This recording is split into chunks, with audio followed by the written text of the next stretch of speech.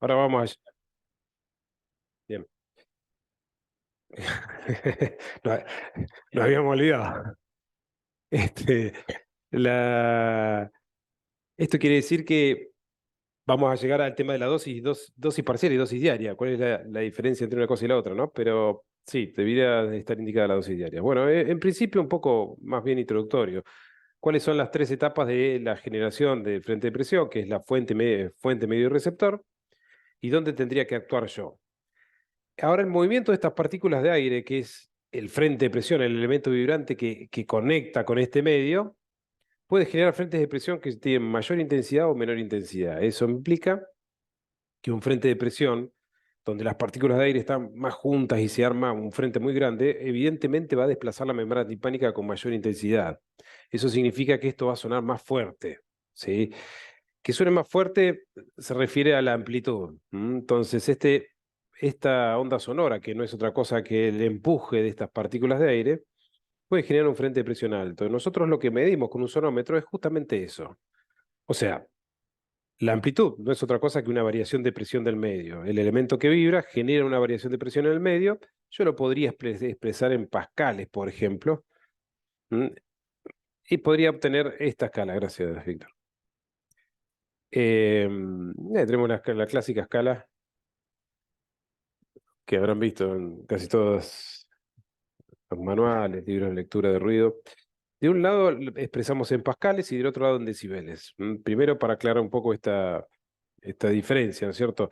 Observen que en un elemento que entra en estado de vibración, un parlante que se mueve, un generador que está en estado de trabajo, provoca una variación de la presión porque las partículas de aire se están moviendo alrededor de él, ¿no es cierto? Esa perturbación yo la puedo expresar, de hecho es una variación de presión que la podemos expresar en pascales y puede variar desde 0,0002 pascales hasta 20 pascales. Podemos, nosotros, nuestro oído puede reconocer variaciones muy grandes. Es una escala muy grande y realmente si tuviese que representar esta variación como con la unidad en pascales, digamos, en un display de un instrumento, sería prácticamente imposible. Entonces, por ahí, para achicar un poco el manejo de esta escala que es muy grande, utilizamos la unidad del decibel, que ya lo habrán visto, que lo que me permite es achicar esta escala. Entonces, cuando yo miro el display de un instrumento, lo que veo son decibeles, no son pascales. Pero sí hay que tener presente que esos decibeles provienen de una expresión que podría ser esta, 20 por la función logaritmo base 10 de lo que yo quiero convertir y una referencia. Esto se los comento sencillamente porque nosotros simplificamos la escala. O sea, el uso del decibel me permite achicar en la escala para poder presentar estos cambios en una escala más pequeña. Por ejemplo, y siempre les propongo el mismo ejemplo, si yo quisiera expresar estas ventas de pan, por ejemplo, en decibeles, podría hacerlo tranquilamente, considerando una referencia acorde. En mi caso, una panadería sería kilos de pan. Pero yo considero esta expresión, voy a poner abajo la referencia a un kilo de pan y las ventas de pan que vayan surgiendo las voy a ir colocando arriba para convertirlas a decibeles. Bárbaro. Entonces, si yo vendo un kilo de pan, deberé poner un kilo ahí donde está la X.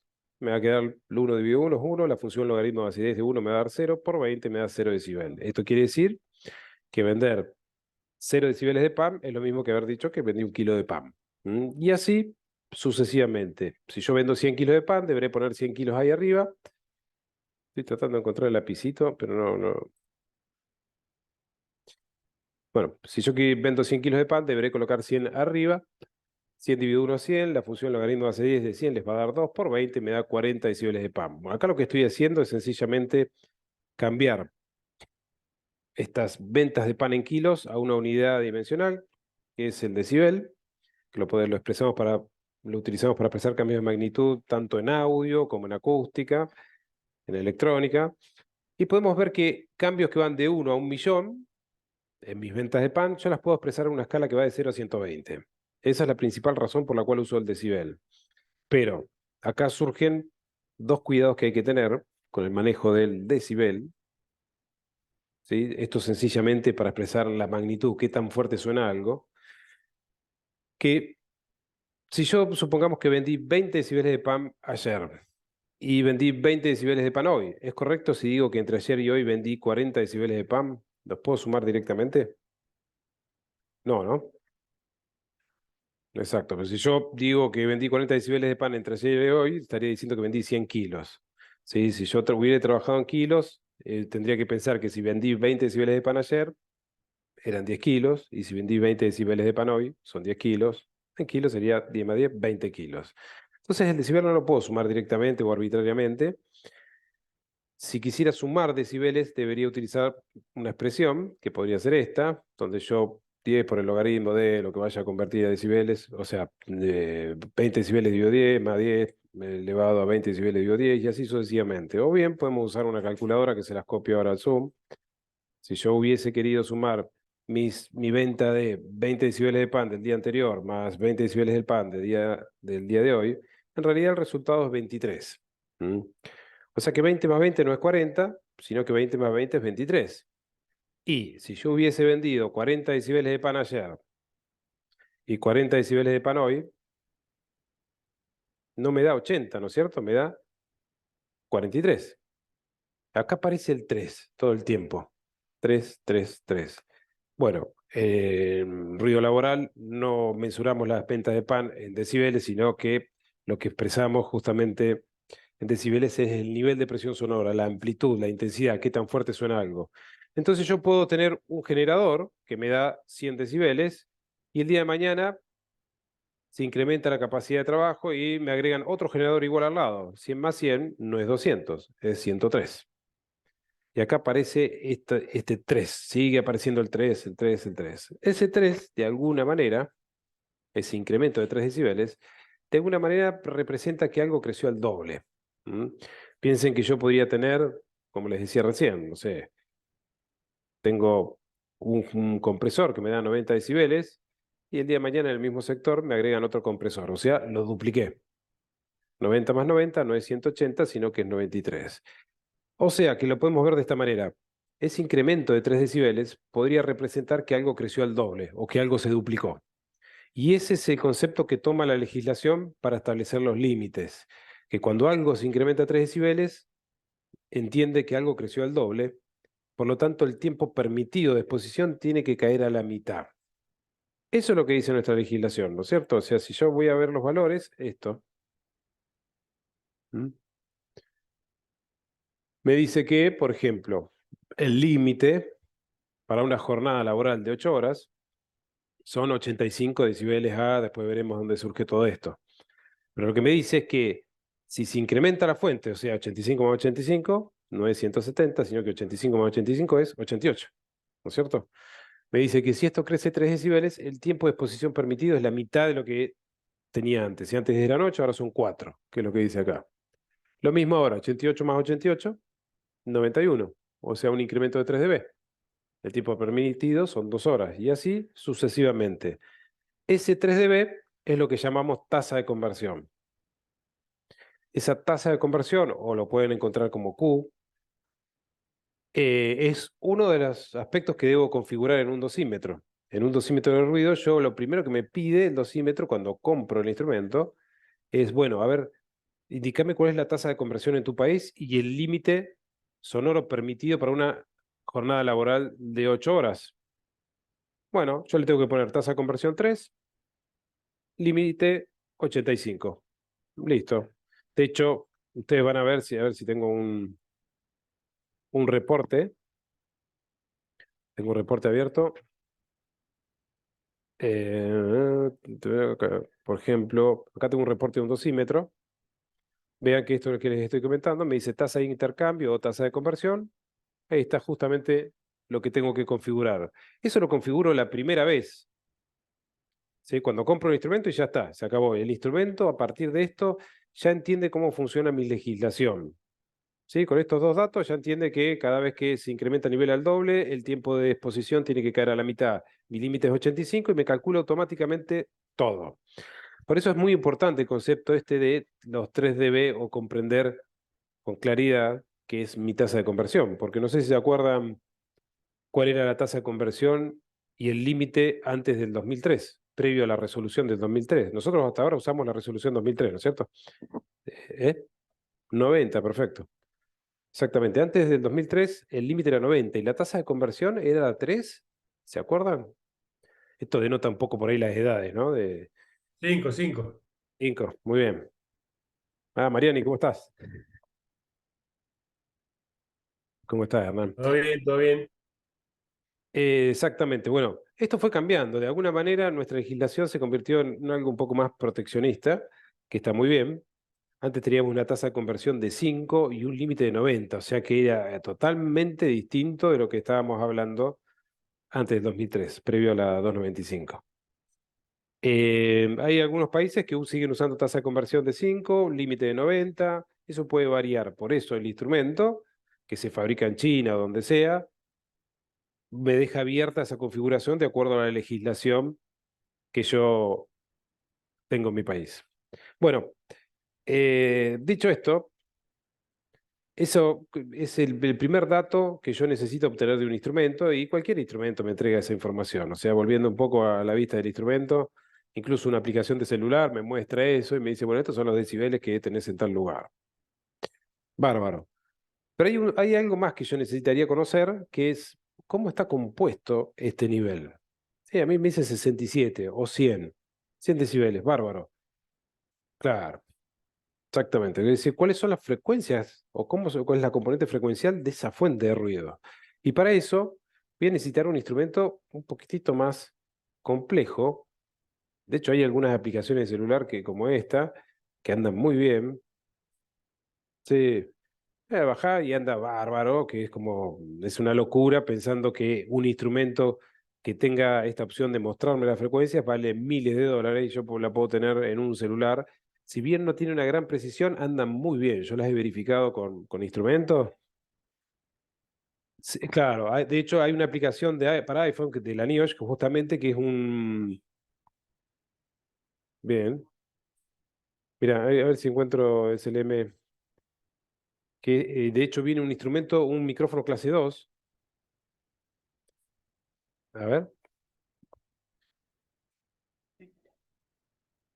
Ajá, mira. Querés, podés por una placa y Sí, hacer está. personalizador espectral, te Sí, transformás de está genial, mira lo que. y es re preciso porque en el Smart podemos comparar. Creo que lo comparaban ahora. No compré todas, pero Sí.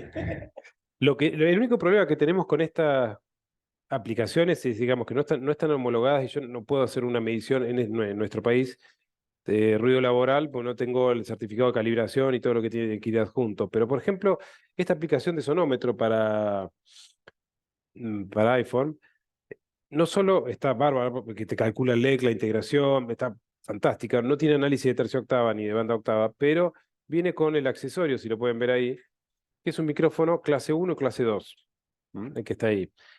Y la verdad que tiene una precisión muy buena. Bien, abrirme consulta, el tema de las clases, qué significa que sea clase 2 clase 1? Sencillamente clase 1 clase 2 es la calidad o la precisión que tiene el micrófono, ¿sí? Un clase 2 antes teníamos tres clases, clase 1 2 y 3. Clase 3 era un micrófono de un sonómetro que compraba en un kiosco. Clase 2 un micrófono que tenía mayor precisión, hoy son todos clase 2 mínimamente, y clase 1 es para ensayos, más de laboratorio, es un micrófono que tiene una precisión mayor, por lo tanto es más caro. ¿Sí? En algunas marcas yo puedo comprar el mismo sonómetro, y lo que cambio es el micrófono. Puedo pedir, por ejemplo, esta versión de este instrumento puede venir con el micrófono clase 2 o con el micrófono clase 1. Este es un micrófono clase 1 que es más caro, porque es más preciso. Eh, sí, les decía. Este es un, este es un instrumento y el micrófono, que es la parte más cara del instrumento, ¿sí?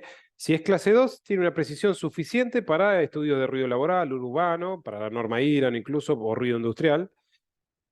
Y clase 1 este clase 1 tiene mayor precisión y obviamente me sirve para ruido laboral, urbano, industrial. En realidad, para nuestra legislación, nuestra normativa me pide que con que sea clase 2 ya está, ya es suficiente. ¿Mm?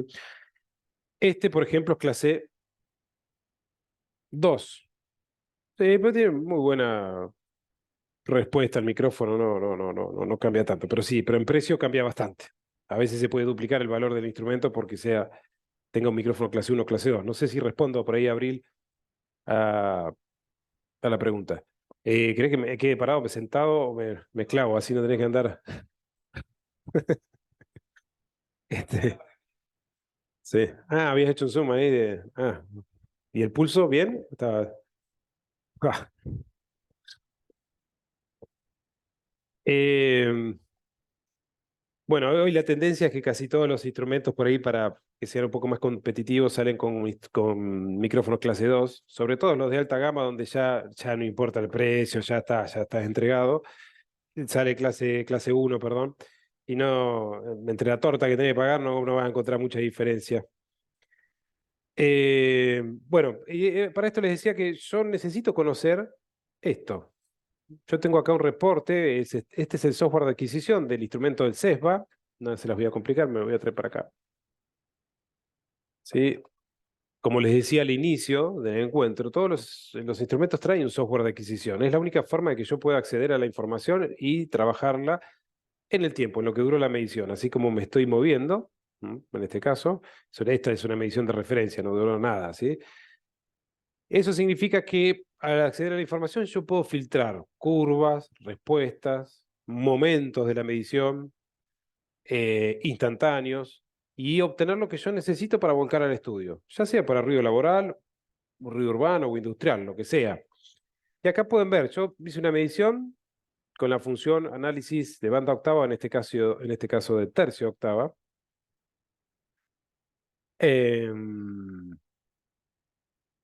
Sigo intentando buscar el lapicito. Un momento, por favor. Está, pero no lo veo. Ajá. No sé por qué estar como anfitrión no me lo.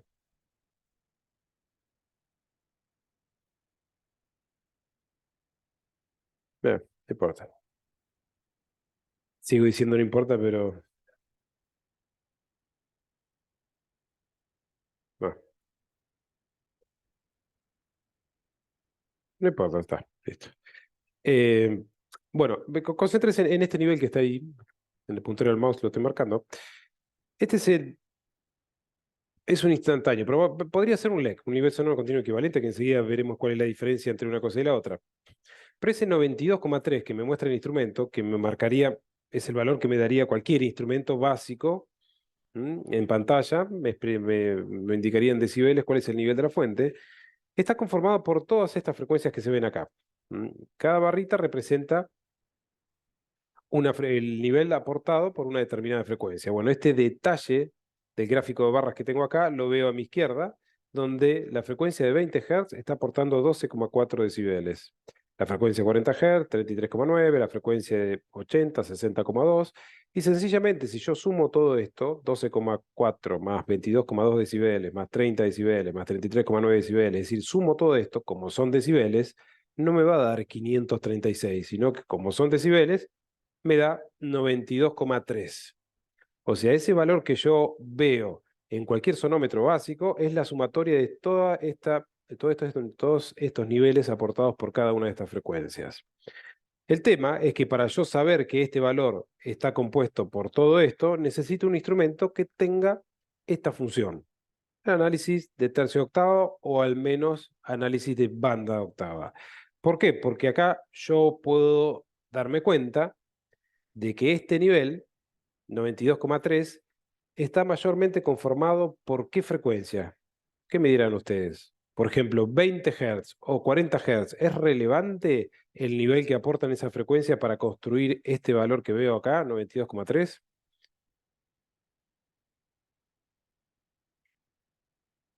Vean las barritas. Claro, sí. De hecho, hay unas barritas, por ejemplo, sí, exacto. Sí, pero vean 160, ¿cómo está? Está allá arriba. O sea, la frecuencia de 160 Hz está aportando un nivel importante. Acá lo tengo, 160, 87,1. La de 315 tenemos acá 88,9. Es decir, en esta zona 88, 87, son las frecuencias que me están aportando la mayor cantidad de nivel que me construyen este valor final. Esto quiere decir que si yo quiero hacer un tratamiento sobre la fuente de ruido y este tratamiento pretende justamente lograr afectar o minimizar significativamente el nivel de ruido propagado por la fuente, voy a tener que actuar acá, ahí y ahí. 160 y 315. Si yo logro bajar esas frecuencias, el resultado de este final me va a dar muchísimo más bajo. Y eso, ni hablar cuando pensamos en un protector auditivo. Yo pienso en un EPP, por ejemplo, un protector de copa, lo primero que miraría en este caso es si el protector trabaja bien o logra un buen nivel de atenuación para 160 Hz o para 315, ¿no es cierto? Para eso necesito que el instrumento tenga esta función. ¿La legislación de ruido laboral me exige que el instrumento tiene que tener esto? No, no me lo exige. Pero cuando llego al cálculo de la protección auditiva y quiero ser preciso y quiero tener valores reales realmente para proteger al trabajador y evitar una hipoacusia inducida por ruido a largo plazo, si honestamente uno dice, no, sí, la verdad que necesito hacer una medición con análisis de tercia octava. Bueno, la mayoría de los instrumentos tipo dosímetros, estos que son portátil, tienen análisis de tercia octava, pero hay otros que no. ¿Mm? El que no tiene análisis me da ese valor final que veíamos recién, esto, 92,3. No sé cómo está compuesto, pero ese es el valor final. Bueno, ese es el otro aspecto que yo necesito conocer, el nivel y cuáles son las frecuencias que componen a ese nivel. Esto quiere decir que si bien la legislación no me dice que tengo que hacer todo esto, va a caer por su propio peso cuando empecemos a completar el estudio. Entonces, por un momento, voy a poner el costadito, a ver las funciones del instrumento. Primero, ¿qué instrumento sirve? ¿Qué instrumento no sirve? Les recuerdo, pueden consultar a través del chat o abrir micrófono. Sí, Eduardo, Cristian, ¿cómo estamos? Ernesto, Hernán, sí, Hugo. ¿Qué tal, Jorge? Ramiro, yo hago una observación, ¿puede ser? Sí, por favor. Este, podríamos decir que la apreciación es global a la hora de la ley y de Sí. la sanción y bueno, y de bajar el nivel.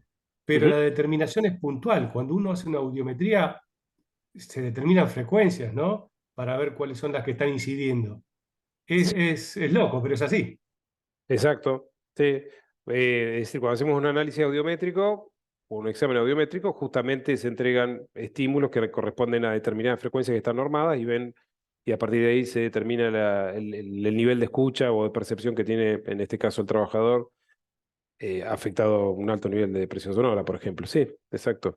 Por eso, nosotros al hacer un estudio de ruido con análisis de tercio octavo le damos continuidad a eso. Cuando surge una hipoacusia, tenés más contenido, tenés más información para entender si realmente la hipoacusia fue lograda en ámbito laboral o fue fuera del ámbito laboral. Mm. Ah, ahí está, claro, ahí está. Perfecto. Una pregunta de Sí, acá. sí, sí, sí. ¿Pero qué las biometrías no superan los 8K? Mm, Dentro de lo sí, digo poniéndome el ejemplo, ¿no? sí, sí, sí, He tenido daño, no daño auditivo, cansancio auditivo sí. en 10K, Ujú. trabajo con sonido, así que probablemente me exponga a niveles de presión sonora alta, Sí. más altas que 8K. Y los análisis que te hacen no superan los 8K, tampoco son muy bajas las frecuencias que te establecen en el análisis. Sí, bueno, sinceramente, mira, yo te doy un poco mi apreciación, pero había que consultárselo ya a un fonoaudiólogo, que de hecho mañana va a ir una charla. Pero la zona más importante por ahí de la audición y que es lo último que se quiere perder siempre es la zona media, que es donde está la voz humana, ¿no es cierto? La comprensión del texto, la inteligibilidad de la palabra. Por eso el análisis se focaliza ahí. Por otro lado, el espectro del lado derecho, 10.000, 11.000, 12.000, por la presbiacusia, tarde o temprano empieza a perderse. Entonces, si nosotros hacemos un análisis en la zona media, que es donde está la inteligibilidad de la palabra y que es lo último que se pierde, es como que estás normando un estudio para toda la población. Ahora, es inevitable que cuando empiecen a pasar los años, los 17.000 los vas perdiendo, los 16, hasta que es... Audio de 6K Claro, exacto. Sí, la presbiacusia es más marcada para los hombres que... este, Pero bueno, sí, de hecho, nosotros por ahí siempre en los cursos hacemos un barrido de frecuencias y audicionamos 18, 17.000 y la mitad no lo escucha, otros un poquito. Pero la zona media, que es donde está la voz humana, 500 Hz, 1000, 5000 Hz, el oído tiene un nivel de percepción muy alto y es eso lo que queremos ver, que realmente qué es lo que está pasando ahí. Volviendo al instrumento, esto que tenemos en pantalla son dos instrumentos, uno sirve y otro no sirve. El que está a mi izquierda, que es un sonómetro no integrador, me muestra el valor instantáneo, es decir, lo ocurrido en el momento. Y el que está a la derecha, que es un integrador, justamente integra, que sería como un promedio energético, lo que hace es graba la información ocurrida en un periodo determinado y me entrega un valor representativo para esa ventana de análisis. Ese es el sonómetro que nosotros necesitamos. Un sonómetro integrador que me entrega el LEC, el nivel sonoro continuo equivalente. En la legislación lo van a encontrar como NSCE, nivel sonoro continuo equivalente, lo que conocemos popularmente como LEC. El sonómetro integrador, todos estos, los instrumentos que están acá son todos integradores, todo, porque a nosotros nos interesa conocer el nivel de exposición al que está expuesto el trabajador y el tiempo al que está expuesto a ese nivel, ¿no es cierto? Yo siempre les pongo el mismo ejemplo. Esto que tenemos acá es la evolución de ruido en un espacio de trabajo en 8 horas. Si estos son 8 horas de trabajo, y el trabajador por ahí va a un sector, va a buscar una herramienta, va, viene, trae otra cosa, o trabajamos en el mundo del audio, armamos un sistema, estamos ajustando con un nivel altísimo, después nada. Bueno, por ahí la diferencia que tiene en el mundo del audio cuando montamos sistemas es que por ahí la rutina no es tan rutina como ir a trabajar de lunes a viernes 8 horas o 12 horas con una exposición así. ¿Qué pasa? Verán que por momentos el nivel al que está expuesto el trabajador es bajo, 60, 65, después va a un sector donde el nivel es 80, después va a un tráiler o a algún lugar a hacer telemetría, tiene 80, después va a un sector donde el nivel es 95, y la verdad que la exposición es dinámica, no es que estás puesto ni a 60, ni a 90, ni a 95, ni a 80, sino que es todo eso. Acá aparece justamente el concepto esto de nivel sonoro continuo equivalente, el NSCE. Los instrumentos que utilizamos lo que hacen es grabar toda esta información, integran, es decir, suman toda esta energía, la distribuyen en el tiempo, de lo que duró la medición, y me dice, mira, el nivel sonoro continuo equivalente es 86 decibeles, eso que está ahí. O sea, que para el trabajador que tiene una jornada de 8 horas, es lo mismo haber estado expuesto a un nivel continuo, constante de 86 decibeles desde que empezó la jornada hasta que terminó la jornada, que haber estado expuesto, no sé, 2 minutos a 65, 1 hora a 80, 2 horas a 92. El efecto en el oído es exactamente el mismo. Por eso nosotros utilizamos este dato, que es el nivel sonoro continuo equivalente, que es la expresión del nivel al que está expuesto el trabajador en un periodo de tiempo. Sí. Pero eso es 100% real. ¿Por qué? Porque si en un periodo de tiempo yo me puse a 120, Sí. el continuo, el espacio-tiempo que vino después, Sí. 110, Sí. no tuve un espacio de relajación, Sí. y tener un momento de silencio al que pueda recuperar. Sí. No es distinta la curva que se me va a dar, o sea, estamos sumando una relajación, pero en realidad el cansancio real del oído por ahí fue otro. Sí, a ver, para lo que es hipoacusia es importante saber al nivel al que vos estás expuesto y el tiempo. Si vos estás expuesto a un nivel de 120 decibeles 10 minutos, bueno, vaya y pase. Probablemente en una jornada de 6 horas, 8 horas, se diluya y te dé un LEC bastante más bajo. Pero si se sostiene en el tiempo, el LEC final se va a parecer más a ese valor, ¿no es cierto? Si vos venís 120. Después, si yo tengo 120, Mm. 20 minutos, no era 22. Sí, sí, sí.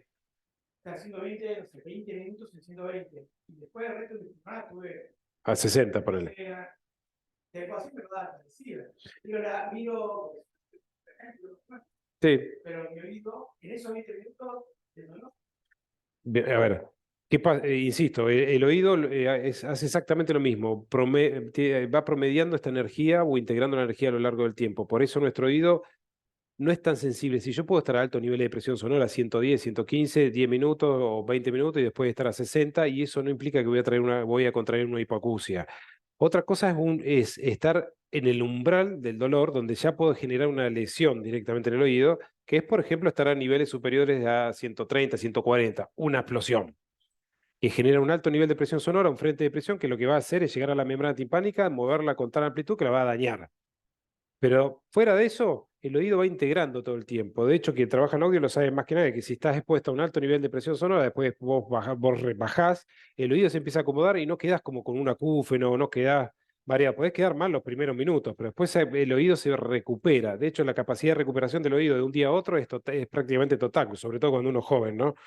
Que, no sé, estás en un lugar con la música al mango, así llegaste, la cabeza inflada con un globo, todavía sentís la música y al otro día te levantás y ya se acomodó. Eso se acomoda al principio, cuando uno es joven, después con el tiempo, y si se repite todo esto, ya no se va a acomodar tan fácil. Por lo tanto, cuando nosotros hacemos la medición de ruido, esto responde un poco a esta inquietud justamente. Cuando uno hace la medición de ruido, muchos, o sea, la pregunta sería, bueno, ¿cuánto tiempo tengo que medir entonces según la legislación? Si yo voy al espacio de trabajo, donde está Pedro, y Pedro, no sé, arma sistemas, desarma, se mueve. ¿Cuánto tiempo tengo que medir el ruido para él? ¿Cuánto dice la legislación? ¿Alguien se acuerda de eso? De la 295. ¿Cuánto tiempo corresponde medir para un puesto de trabajo? ¿No? A un espacio representativo, ¿no habla de eso? Exacto, sí, tal cual. Bueno, Abril dice 8 horas, sí, lo ideal sería 8 horas. Pero no, la legislación en realidad no te dice cuánto tiempo, te dice un ciclo representativo. 15 minutos, Mariano. Sí, bueno, en realidad pues ahí salió 15 minutos, 8 horas, lo que dura la jornada, y vuelvo con esto, ¿no? La legislación no te dice que tenés que medir 8 horas, tampoco te dice que tenés que medir 2, ni 4, ni 15 minutos, sino que habla de un ciclo representativo. Y acá es donde empezamos a caminar sobre los grises, ¿no? ¿Qué es un ciclo representativo? No sé, dependiendo de la actividad, imagínense esa actividad que están viendo ahora en la curva que representa. Sí, piensen en esa curva que están viendo ahí en pantalla. Esa curva representa los niveles a los que estuvo expuesto el trabajador en una jornada de 8 horas y uno diría, bueno, voy a medir entonces el momento de mayor nivel, ahí, la zona amarilla. Sí, si vos medís, por ejemplo, una hora, eso es una medición de una hora, en el momento de máximo nivel, no sé, ahí estaba haciendo una actividad, no sé, supongamos que estaba montando un sistema, estaba probando, sí, te vas a llevar claramente un LEC muy alto, 93, por ejemplo. La suma de toda esa energía, la integración de toda esa energía me da 93, bárbaro. Pero también podrías haber ido en otro momento que estaba haciendo una actividad importante, no sé, adentro de un tráiler, una cabina, con la compu, que el nivel era mucho más bajo. Estuve una hora expuesto a los niveles de 70, 75, etcétera, que me da un LEC de 74. Entonces, cuando me habla de un ciclo representativo, en realidad podemos cometer este error. Podemos pensar, ¿sí? Sí, Leo, ahí vamos justamente con eso. Podemos pensar en que a mí me interesa conocer los momentos de alto nivel y los momentos de bajo nivel también. No tengo por qué quedarme con el ciclo representativo de mayor nivel, porque obviamente me va a dar un LEC muy alto y es probable que haga el cálculo de la protección auditiva totalmente desmedida. Es decir, termine poniéndole un casco a astronauta para que no escuche nada y el resto de la jornada no necesita eso. O por el contrario, podría hacer una medición, al año siguiente voy y repito la medición de ruido laboral y me da 74, porque caí justo en ese momento. Entonces me llevo la idea de que no, este trabajador no necesita protección auditiva. No, no es necesario, no le entreguen protección auditiva y resulta que sí. Bueno, esto de ciclo representativo es muy sensible. La única forma de que no pase esto, de que me quede con una idea de que los niveles son muy altos y que los niveles son, o bien, que los niveles son muy bajos, es que mi medición abarque la mayor cantidad de ciclos o la mayor cantidad de horas de lo que dura su jornada. O sea, si tuviera los recursos, mido 8 horas, como dice Abril, como dicen sus compañeros, y se acabó el problema. Si la jornada de 8 horas, mido desde que entra hasta que sale, y listo. El LEC que voy a obtener es totalmente realista, natural, de esa exposición. Pero en general, no se mide 8 horas por una cuestión de recursos y de costos, ¿no? Entonces acá nos encontramos con esto de mediciones de 10 minutos, 15 minutos o mediciones de 30 minutos. Uno cotiza una medición de ruido laboral, uno te pide una fortuna, otro te pide nada, uno lleva un sonómetro, otro lleva 10 dosímetros, uno mide 10 minutos, otro mide 3 horas y es un problema. En algunos países esto está un poco más organizado, por ejemplo, en Ecuador creo que les pide la legislación que midan el 70% de la jornada. Listo. O sea, ¿cuánto hay que medir? 10 minutos, 15, el 70% de la jornada, se acabó el problema, no hay mucho más que interpretar. En nuestro caso no. Sí, como dice Abril, justamente, sí, el nivel de ruido es constante, continuo. Estoy pensando en un espacio de trabajo, no sé, galpón de empaque, línea de clasificación. Pasan las manzanas, uno pone un instrumento ahí y va a encontrar qué nivel, dependiendo el año de las máquinas, ¿no? Pero uno pone un equipo ahí y va a tener un nivel de 86. 84, 86, pongamos 86, ¿sí? Entonces yo mido 86, perfecto. Y el equipo va grabando 86, 86, 86, pasan 30 minutos, sigue marcando 86, pasan 3 horas, marca 86. ¿Cuál va a ser el nivel sonoro continuo equivalente? La integración de todo eso, el promedio de 86, 86, 86, 86. ¿Cuánto creen que va a ser? 86. 86, 86. Porque es la integración, no es la suma de niveles, ¿sí? Es la integración. O sea, no es no es que tengo dos fuentes, 86, 86 más 86 es 90, sino que la fuente está propagando ese nivel permanentemente. Entonces el instrumento va censando y ve que dice 86 todo el tiempo. Cuando sume todo ese integre, te va a dar 86. O sea, ahí no va a cambiar en absoluto la ecuación si vos medís 10 minutos, 20 minutos, 4, 5, 10 horas, el resultado va a ser el mismo. Entonces, cuando son fuentes de ruido que son continuas, constantes a lo largo del tiempo, que hay ciertas actividades industriales que son constantes los niveles de ruido, un galpón de empaque justamente. Clasificación, etiquetado, embalado. Yo puedo medir tranquilamente con un sonómetro, medir 10 minutos, 15 minutos, que el resultado que voy a obtener es el mismo. Pero hay muchas otras actividades que son dinámicas, donde los niveles van cambiando, o se prende una máquina, se paga otra, o el trabajador se mueve en un sector, va a otro sector, y así sucesivamente, que la verdad que me encontraría con esta curva que ven en pantalla, y no sé en qué momento medir, mido al inicio, en la mitad, al final, él me dice que este es el momento de mayor nivel, pero el otro me dice que no, que bueno, es un lío. No me queda otra opción de que mi ventana de medición sea lo más grande posible para que abarque todos estos momentos. Y ahí voy a obtener un LEC que va a ser real, un nivel de exposición real. Esto suele suceder a veces cuando las mediciones son muy cortas. Vos medís un año, te da, no sé, 80, y va al año siguiente repetís el estudio, porque la mayoría son anuales, y te dio 95, pero para, ¿cómo es? Y al otro año medís y te da 66. O sea, es porque estás tomando una ventana muy chica en momentos de la jornada donde el nivel no es representativo. Bueno, todos los instrumentos que usamos para medición son integradores o tienen que ser integradores. Y esto implica que la medición que voy a hacer va a ser lo más larga posible en la jornada, si es posible, lo que dura la jornada, y si no, bueno, 2 horas, 4, 6, cuanto más larga sea, el valor que voy a obtener es más representativo de la exposición a la que está justamente expuesto el trabajador. Esto me lleva a la construcción del instrumento. En todos los instrumentos son iguales, ya sea un dosímetro o un sonómetro, tienen una configuración por el usuario, que lo que ya vimos al principio, bueno, la configuración según la legislación para un dosímetro es la tasa de conversión, que es un Q de 3, y el límite, que es 85, pero eso se configura una vez y uno se olvida. Pero para la medición diaria, nosotros tenemos que configurar el instrumento con curvas y respuestas. Esto lo voy a abreviar un poco para tampoco extendernos demasiado, pero las curvas serían como filtros, como ecualizadores, que lo que hacen es básicamente minimizar. Lo primero que tengo que hacer es configurar curva A, curva C, curva Z, lineal. Bueno, la curva A es la que contempla nuestra legislación y la curva A lo que hace es esto. Vean este contenido, yo voy a poner acá. Bien. Esta es mi medición, lo voy a ampliar a ver si logro.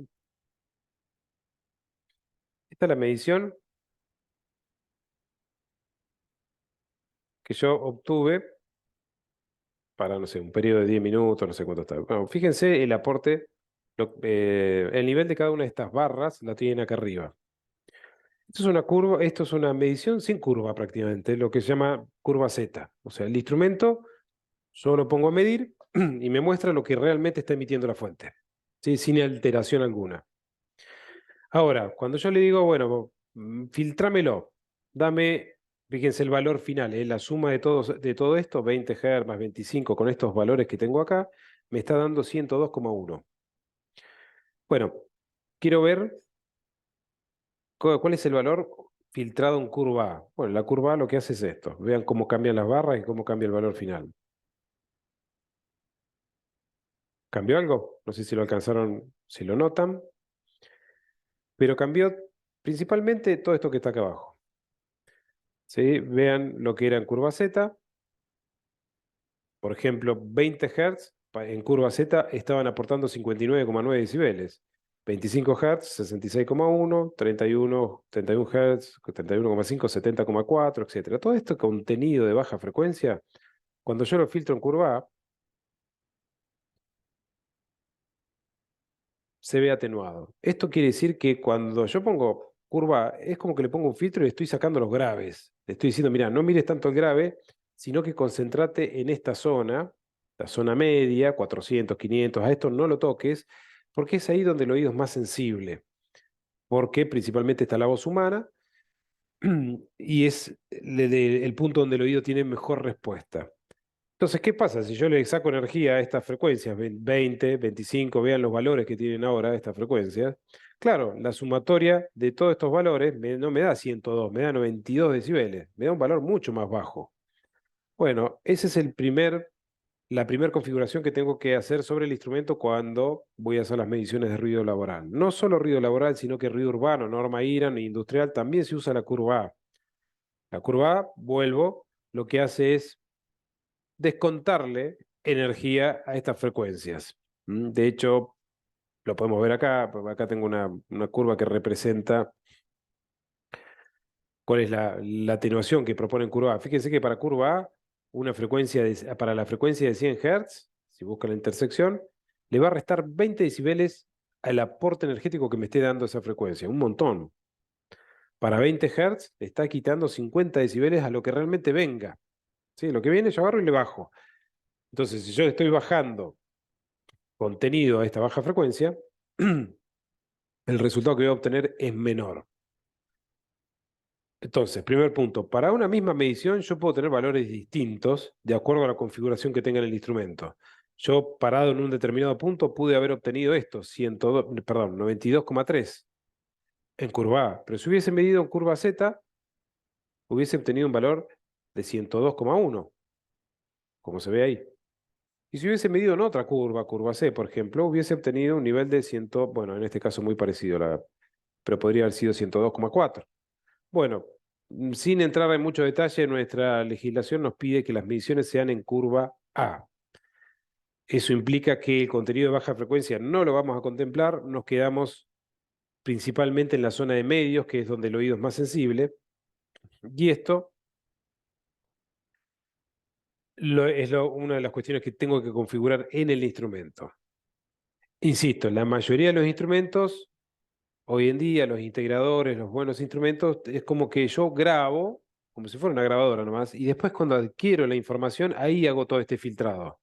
En los instrumentos más viejos lo tengo que hacer en el momento que voy a medir. Es decir, me puedo equivocar. Si yo hago mal la configuración en el momento de medir, ya está, listo. Por ejemplo, acá tengo un test, un 1353, teclita de goma al frente, tengo que configurar curva, respuesta, todo ahí configuro y largo la medición. Si configuré mal, no sirve la medición. Pero en cualquiera de los instrumentos más nuevos, ustedes van a ver que en el frente solamente tengo, o lo más importante, tengo un botón que dice grabar. Pongo para grabar, pongo stop, conecto el instrumento a la compu y ahí filtro. O sea que cuando nosotros por ahí, cuando facilitamos instrumentos, es como que, bueno, ¿cómo configurarlo? Y se preocupa, no, nada, tengo que poner rec nada más. Mandar la fuente, poner rec, grabar, stop y después filtramos. Entonces, la primera configuración que tengo que hacer sobre el instrumento es la curva A. La otra tiene que ver con la velocidad de reacción del instrumento, o lo que llamamos tipo de respuesta. Segunda configuración y última. ¿sí? Respuesta lenta, rápida, impulsiva o pico. Eso tiene que ver con la velocidad de reacción del instrumento. Cuando yo pongo respuesta lenta, el equipo tarda aproximadamente un segundo en ir a buscar el valor. Es decir, viene esto y el instrumento un segundo lo va a buscar. ¿Cuánto tiempo dura esto? ¿Cuánto creen que dura este sonido en el tiempo? ¿Alguien se hace una idea? Un sonido impulsivo de esas características durará más de un segundo o menos de un segundo. ¿Qué creen? Menos, ¿no? Bueno, entonces imagínense que yo tengo un trabajador que está expuesto a una fuente de ruido cuya o repetición es esto. Esto puede durar 0,1 segundo para ponerle un tiempo. O sea que un segundo dentro de la evolución energética en el mundo de la acústica es una eternidad, es un montón. Yo hago esto, 0,1 segundo. Si el instrumento está en respuesta lenta, imagínense que esto pasa en 0,1 segundo y el instrumento tarda un segundo en ir a buscar. O sea, cuando va a buscar ese valor ya no hay nada. Eso significa que cuando el instrumento está configurado en respuesta lenta, slow, deja de ver cuestiones de corta duración. Yo hago esto, el equipo no lo marca, hago esto, el equipo no lo marca, incluso un poquito más largo también, no lo marca. De alguna manera, esta respuesta lenta lo que propone es al instrumento es, mira, no mires estos eventos eh, aleatorios o estos eventos pero que no son representativos de la fuente, mira como el grueso de los niveles que se sostienen a lo largo del tiempo. Si yo trabajara con una respuesta más rápida como la rápida, o incluso más rápida aún como la impulsiva, o más rápida aún como la respuesta pico, el instrumento tarda 50 microsegundos en ir a buscar el valor. Eso significa que yo hago esto y tan rápido que me lo marca. Y luego puede guardar ese valor en el data logger para después mostrarme el E con lo que corresponda. Y acá es donde, en principio, la legislación me dice, bueno, mira, vos tenés que configurar el instrumento en curva A y respuesta lenta, slow. Punto. Esa es la configuración de base. Y me dice, con esa configuración, me di un ciclo representativo, que recién hablamos que podemos discutir hasta mañana lo que se entiende por ciclo representativo. Y los límites son, para una jornada laboral de 8 horas, 85 decibeles. Y ahora le vamos a llamar dBA, ¿sí? Decibeles A, decibeles ponderados en curva A, respuesta lenta. Punto. Pero no solo ese nivel aparece en la legislación. No solo ese límite, perdón, se establece en la legislación. Aparece otro límite, ¿no? Nuestra legislación me dice, mira, no puedes exceder para una jornada laboral de 8 horas un LEC, un nivel sonoro continuo equivalente de 85 decibeles A, pero aparece otro nivel también que se establece en la legislación, la resolución 295-2003. ¿Alguien se acuerda de eso?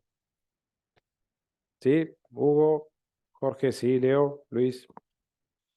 Mariano, ¿te acordás? Ya tendrías que acordarte después de tanto tiempo. ¿Nadie?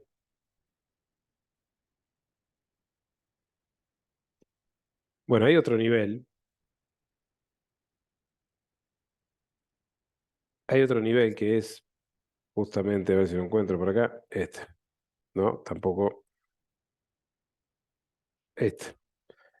El 140 LSPIC. ¿Sí? Es un segundo límite que establece la legislación. El primero es para un LEC, un nivel sonoro continuo equivalente, 85 decibeles A en respuesta lenta, pero hay un segundo nivel que me dice que en ningún momento puede haber un trabajador expuesto a niveles superiores a 140 decibeles LSPIC. ¿Qué significa esto? L, la L sola, así como se escribe ahí como está en azul, ¿eh? La L sola no es un nivel integrado, no es un valor integrado, sino que es un instantáneo. O sea que yo tengo esta ventana de análisis y en algún momento agarro eso, yo le saco una foto y lo guardo. No me importa que eso se sostenga en el tiempo o no, pero si apareció un nivel alto, lo guardo. O sea, es como un hold, el equipo va a retener ese valor. C significa que no va en curva A, sino que en curva C. La curva C es muy parecida a la curva Z, prácticamente mira todo, tanto el grave como el medio y el agudo, o sea que siempre voy a obtener valores más altos por ponderar en curva C. Y por último, respuesta pico, que es la más rápida de todas, 50 microsegundos. El instrumento tiene una rapidez tal que puede ir a grabar, a agarrar todo lo que aparece.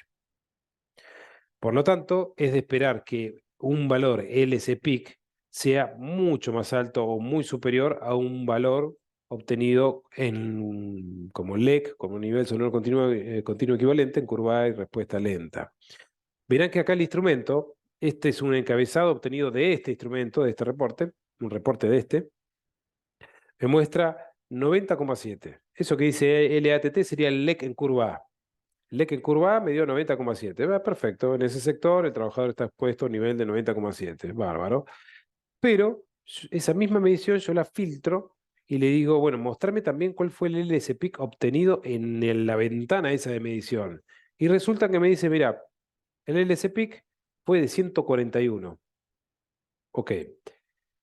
Acá no hay protector que me resuelva la situación, sino que directamente el trabajador no puede estar expuesto a este sector porque superé los 140, que es lo que me dice la legislación.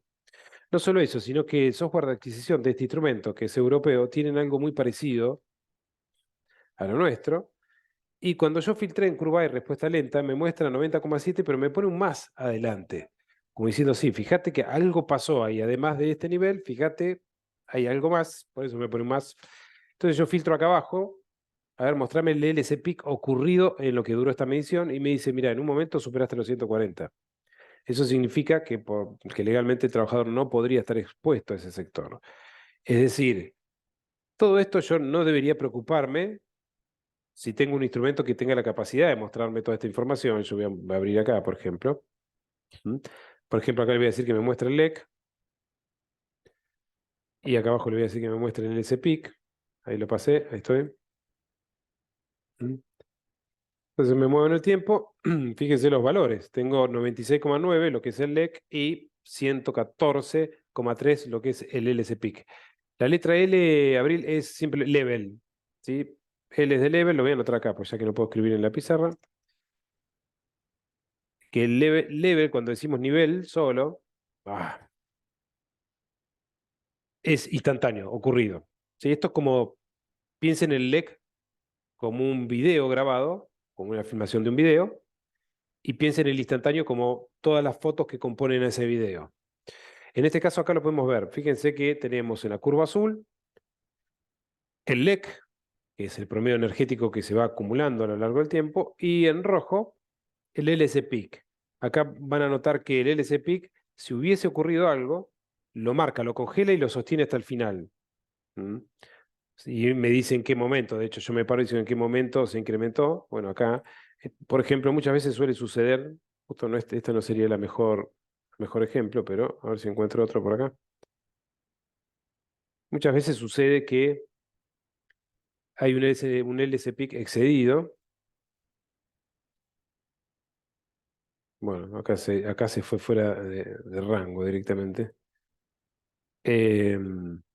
Producto de que se cayó alguna herramienta o que sucedió algo, eventual. Normalmente cae la caída de alguna herramienta, algún fierro contra fierro, algo que me marca un valor, un LS peak muy alto y queda retenido ahí. Yo puedo consultar si fue algo eventual, si no se repite me voy a dar cuenta y puedo repetir la medición, pero si veo que es propio de la actividad que haya LS peak excedidos, tengo que evitar que el trabajador esté expuesto a ese sector. Sí, la respuesta pico, recuerden que es la más rápida, ahí me consultaban en el chat. Por lo tanto, esto ya me está empezando a sacar de la mesa, o por lo menos del escritorio, todos los equipos que están en el mercado. Y voy a tener que empezar a pensar en un instrumento que me tenga la capacidad de entregarme el LEC en curva A y respuesta lenta, y en forma simultánea a la medición que está haciendo, me la tiene que entregar en respuesta pico. ¿Sí? Curva C y respuesta pico en nivel instantáneo. Eso significa que el instrumento tiene que guardar esta información en forma simultánea.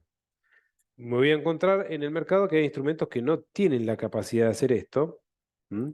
Instrumentos como, por ejemplo, el test que le mostraba recién, sin ir más lejos, este instrumento yo configuro curva A o curva C, no curva A y C.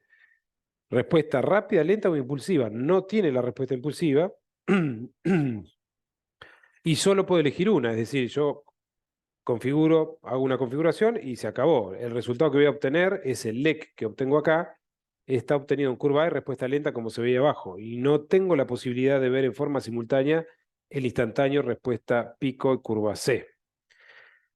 Así que técnicamente este instrumento no me serviría. No me serviría y ya me doy cuenta que es un instrumento básico porque no tiene la respuesta pico, que es la más rápida de todas. Entonces empezamos a buscar en el mercado y ya no nos quedan tantos equipos como para evaluar. Nos vamos a quedar solamente con los equipos que sean integradores, que tengan estas posibilidades, que son los más caros que hay en el mercado.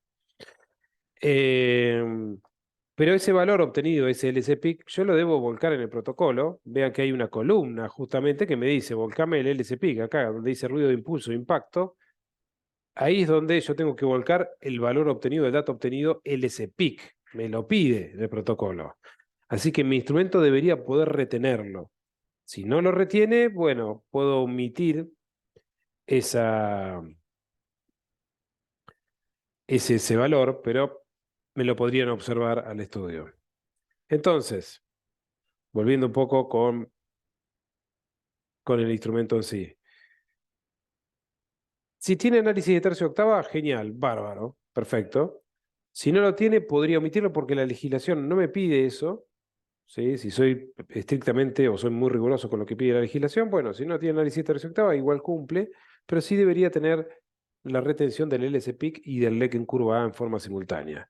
Y acá es donde aparecen en juego por ahí los instrumentos que realmente están diseñados y pensados para ruido laboral, que son los dosímetros. De un lado tenemos un dosímetro más completo, que es el Crifer, que es este, y del otro lado uno más accesible dentro de todo, que es un Tesmar, un ST130, que ese formato de dosímetro viene en color verde, que a través de la marca Extech, viene en color amarillo, son como marcas blancas, son todos instrumentos chinos, van muy bien. Pero la gran diferencia entre uno y otro es que uno lleva el cable con el micrófono que se ve acá y el otro lo tiene pegado al cuerpo. Esto. El tema del cable, hay que ser cuidadoso con el cable, o el tema de abrir y cerrar, enroscar, el cable se puede dañar y cuando yo lo mando a calibrar, por ahí me puede tirar desperfecto. No se olviden que los instrumentos hay que calibrarlos una vez al año, o sea, todos los años, por laboratorio autorizado, ¿sí? Sí, cuando yo hago una medición, en la medición va adjunta el certificado de calibración que corresponde a la estampilla que tiene acá atrás. Em, y el otro tiene el micrófono pegado al cuerpo. Parece una pavada, pero bueno, uno de los primeros que empezó a sacar dosímetros con estas características fue 3M, o Sound Pro, Cirrus, instrumentos muy caros, y eso por ahí le da o prolonga la vida útil de micrófono equipo. Bueno, estos instrumentos están pensados para colocar a la altura del oído del trabajador, se coloca en la ropa de trabajo, lo agarramos cerca del oído, lo más cerca que pueda, pongo para grabar, me olvido, y vuelvo cuando termina la jornada o vuelvo 2, 3 horas después. Ya sabemos que cuanto más tiempo mida, mejor, más representativa es la medición. Me quedo más tranquilo y cuando vuelvo, conecto después, retiro el instrumento, conecto la compu con el software de adquisición, tengo un reporte de estas características. Yo les muestro un software de adquisición de justamente de este instrumento. Este es el de Crifer, que se ha hecho muy popular porque es bastante accesible en función de otras marcas. Vean que me muestra la evolución del ruido a lo largo del tiempo. Cada estrellita que ven acá es un valor que guardó en memoria. Después sumó todo esto y me dijo, bueno, mira, el resultado de todo esto es 83,8 decibeles. Bueno, no solo eso, que este software de adquisición, también el equipo puede guardar análisis de tercio y de banda octava y me permite incluso incorporar información del lobe de protector auditivo para calcular el nivel efectivo. O sea que es bastante completo. Vamos a encontrar en el mercado otros instrumentos. Bueno, este es el Crifer que les estaba comentando. Este es de CESBA, un dosímetro de CESBA de esta marca. Y el Tesmar. El Tesmar bastante más bajo en calidad. Pero va muy bien. Estos son por ahí los más conocidos. ¿Qué pasa con esta información? Bueno, cuando yo obtengo el reporte de la medición, puedo ver esto, por ejemplo, ¿no? La evolución del ruido de lo que duró mi medición. Acá se hizo una medición que duró 1 hora, 4 minutos, 49 segundos. El LEC que obtuve, el nivel sonoro continuo equivalente, fue de 83,84. Y acá veo mi ventana. Mirá, yo empecé a medir acá, el trabajador fue a este sector, el nivel era alto, después bajó, bla, bla. Ah, bueno, bárbaro. De ahí medianamente puedo determinar si el ruido es representativo o no. Y puedo agregar el cálculo de protección auditiva. Perfecto, es muy completo el reporte que entrega. Esto, la verdad que es genial cuando yo repito estas mediciones año a año y de alguna manera voy realmente evaluando los niveles de exposición por parte del trabajador y determinando si el protector es el adecuado o no, es la mejor manera de proteger o de mantener la salud auditiva en el espacio de trabajo. ¿Qué pasa con el dosímetro en sí? Si bien es el instrumento más adecuado, porque no estoy con un trípode, ustedes piensen que muchos pretenden hacer la medición de ruido laboral con un sonómetro, en algunos lugares, no muchos ejemplos más que el de la línea de clasificación de un galpón de empaque, donde yo puedo acceder quizás con un sonómetro y ponerlo, o un tráiler donde tengo telemetría o algo por el estilo, pero si el puesto es medianamente dinámico, el tipo se mueve un poco, no puedo ir atrás con el sonómetro, siguiéndolo con el sonómetro a la altura del oído del trabajador, primero porque es sumamente molesto, incómodo, y segundo porque me va a entrar a sectores donde yo no estoy habilitado para entrar. Sí, me decís, no, vos no puedes pasar, no, pero tengo que seguir con el sonómetro. Y no, no puedes. Bueno, le pongo el dosímetro y me olvido. El dosímetro, perdón, me olvido. El dosímetro me entrega el valor en decibeles correspondiente a lo que duró mi medición. Pero también me entrega ese valor expresado en porcentaje. ¿Sí? Como se puede ver acá, dosis diaria 76,57%. Justamente la dosis de ruido se expresa en porcentaje y no en decibeles. Es lo mismo igual, ¿no?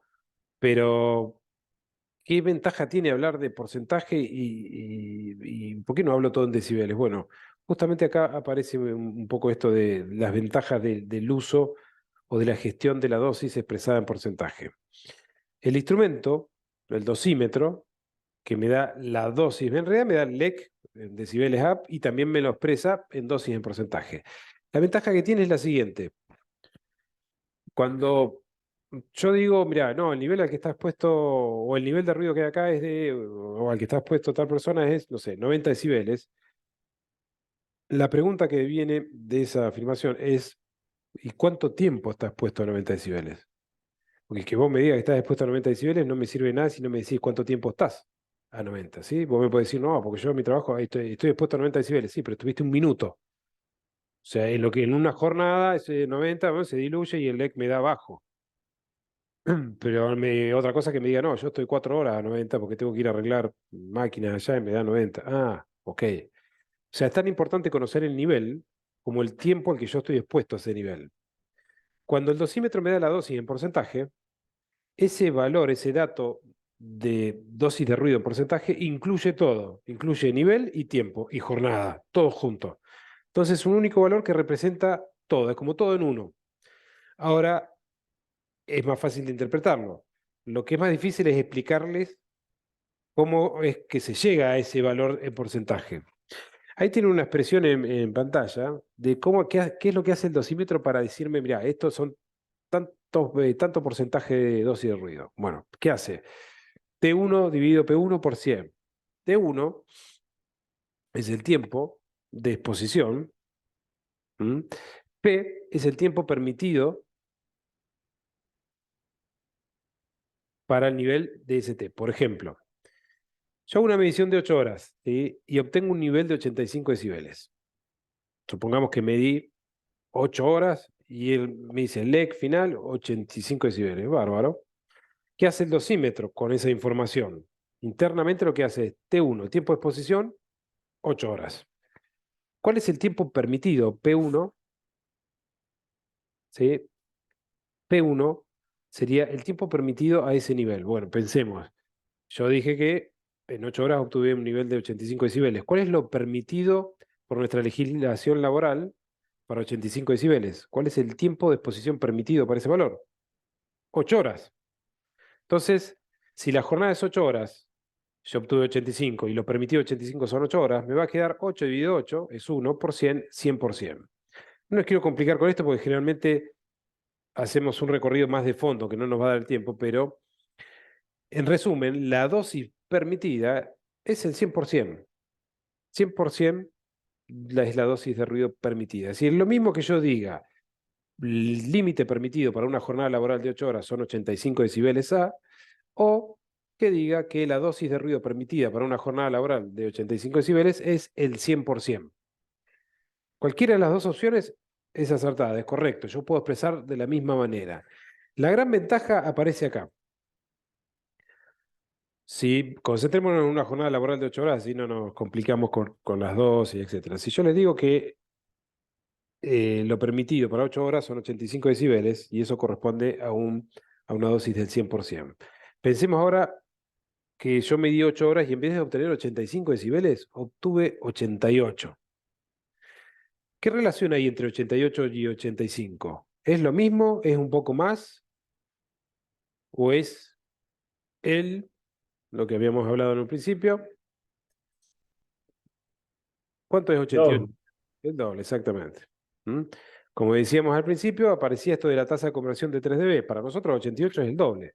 Si yo sumo 85 más 85, me da 88, ¿no es cierto? Es lo que veníamos haciendo desde el inicio. Lo sumaba acá, yo tengo una fuente de ruido que me da 85, en el tiempo de 8 horas, el resultado del LEC me va a dar 85. Pero si el día de mañana me agregan otra fuente al lado de 85, otra fuente de ruido, el resultado que voy a obtener es 88, es el doble. Bien, entonces yo digo que 85 equivale a un 100%, 88, que es el doble, va a ser equivalente a un porcentaje de 200, como está acá. ¿Mm? Si yo hablo en porcentaje, la ventaja del porcentaje, yo puedo hacer una regla de 3 simple, una relación directa. 100% es 85. Bueno, si la fuente de ruido crece al doble, o sea, 85 más 85 es 88, la dosis expresada en porcentaje me va a dar 200. Y si ahora crece el doble, 88 más 88, es 91. Significa que es el doble de la dosis anterior, o sea, 400. Y así sucesivamente. Entonces, esto visualmente es más claro de entenderlo. Cuando yo me siento con el supervisor, con el encargado, y le digo, mirá, lo permitido es el 100%, y a mí me dio 200% la dosis de ruido para la jornada laboral, creo que todos entienden que 200 es el doble de 100. No solo eso, sino que si me dio 800 y lo permitido 100, todos van a entender que 800 estoy 8 veces pasado por arriba del umbral, del límite. En cambio, cuando yo tiro en la mesa y digo, bueno, mirá, lo permitido es 85 y a mí me dio 88, dice, va, sí, 3 dB más, no pasa nada. O me dio 94, bueno, le ponemos una cortina acá y se acabó el problema. No, se puede dimensionar más que los cambios, porque al hablar en decibeles, es muy difícil entender que 88 es el doble de 85 si no estás con el manejo permanente del decibel, o bien que 94 es mucho, pero muchísimo más que 85, si no tenemos un manejo claro del decibel. En cambio, cuando hablo en porcentaje, creo que todos entendemos que el 200% es el doble de 100, que 800 es 8 veces más que 100, o sea, pasé 8 veces el umbral, y así sucesivamente. Incluso cuando hacemos mediciones de espacios de trabajo donde hay altos niveles de exposición, nosotros podemos obtener dosis de 17.000%, por ejemplo, que pueden equivaler a un LEC, puede ser equivalente a un LEC de 103, 104 decibeles. Y cuando yo digo 104, todos dicen, oh, es muy alto, sí, es alto. Y cuando les digo en porcentaje, la dosis permitida es 100%, y a mí me dio 17.000%, todos se van corriendo y empiezan a ver cómo empezar a buscar soluciones. Es más impactante por ahí hablar de dosis expresada en porcentaje que expresada en decibeles. De hecho, en el protocolo me pide, yo puedo completar el valor en decibeles, como está acá, o en porcentaje. Cualquiera de las dos opciones es correcta. Yo, particularmente, las dosis en porcentaje para mí son más correctas o más fáciles de entender si estoy pasado o no estoy pasado y qué tan pasado estoy. ¿Por qué? Porque además la dosis involucra no solo el nivel, sino el tiempo. Cuando yo digo, bueno, mira, la jornada laboral es, fíjense que yo en el protocolo completo acá, jornada laboral, perdón. Bueno, justo esto es 10 horas, pero si yo acá completo 10 horas y a mí me dio 100%, perdón, completo 8 horas y a mí me dio 100%, yo sé que ese 100% corresponde a un nivel de 85 decibeles LEC para 8 horas. Todo junto está metido. En cambio, si pongo nivel solo, tengo que indicar cuánto tiempo medí. Cuando yo pongo la dosis, ahora van a ver justamente ahí aparece lo de dosis parcial y dosis proyectada. Vean que yo acá hice una medición con dosímetro y esta medición duró 1 hora 4 minutos, 49 segundos. No duró 8 horas o lo que dura la jornada. Ahí, eso es lo que dura la jornada, 8 horas. Yo medí 1 hora 4 minutos. Podemos discutir si está bien, si tendría que haber medido más, menos, lo que ustedes quieran, pero medí 1 hora, punto. Para esa hora, a mí me dio una dosis parcial de 84, iba a decir, de 10,34%. Esa es la dosis de ruido parcial para ese tiempo de medición. Y el instrumento automáticamente me calcula la dosis diaria. ¿Qué hizo? Una regla 3 simple. Dijo, mira, este tipo mide 1 hora 4 minutos, me dio 10,3%. Si hubiese medido 8 horas, ¿qué porcentaje me hubiese dado? Esto por esto dividido lo otro y me da 76,57. Es decir, esta es la dosis diaria. Si yo hubiese seguido con la medición, hubiese continuado la medición en lo que dura la jornada, que son 8 horas, el resultado me hubiese dado 76,57. Pero no lo hice. Cuando no lo hago es por una cuestión de costos, porque no es lo mismo tener un instrumento 8 horas trabajando o ir a un determinado sector y estar 8 horas midiendo ruido que medir 1 hora, 2, 3 o 15 minutos. Bueno, acá yo medí 1 hora 4 minutos y obtuve una dosis de 10,34. Y como se trata de porcentaje, yo puedo hacer una regla 3 simple, no hay problema. Pero con decibeles no puedo hacer una regla 3 simple. En este caso sí, porque es dosis. Y ese es el valor que voy a volcar acá. Yo vuelco el valor, la dosis diaria, para estos trabajadores que veo acá. Debo indicar el tiempo de medición y lo que dura su jornada. Pero tranquilamente, estos valores de tiempo de medición podrían no estar, porque la dosis trae implícita el nivel y el tiempo que yo me medí, o sea, lo que dura la jornada. Eso es lo importante de la dosis. Es más práctico, es como más categórica en cuanto al valor final, más contundente, y no requiere que yo indique cuánto tiempo medí yo. Por lo tanto, volviendo un poco al protocolo que el 85, tenemos las 3 páginas. Página inicial, presento el instrumento, número de serie, certificado de calibración, toda la formalidad. Página 2, vuelco estas mediciones. Y en estas mediciones ustedes van a encontrar que podemos tener dosimetrías, que sería lo más adecuado. Yo tengo nombre y apellido del trabajador, donde dice sector, nombre y apellido del trabajador. Recuerden que estamos evaluando el nivel de ruido de exposición para el trabajador, nivel de exposición. A mí me interesa proteger al trabajador, no me interesa técnicamente, siendo por ahí muy extremista, no me interesa saber cuál es el nivel que tengo en la playa de carga, no me interesa saber qué nivel genera el compresor, sino que me interesa saber cuál es el nivel al que está expuesto el trabajador. Entonces no hay que perder de vista el espíritu, el foco de este protocolo o bien de la legislación en cuanto a ruido laboral. Si bien acá me dice sector, yo necesito saber cuál es el nivel al que está expuesto el trabajador. Y la única forma de conocerlo es medir a la altura del oído en un tiempo prolongado.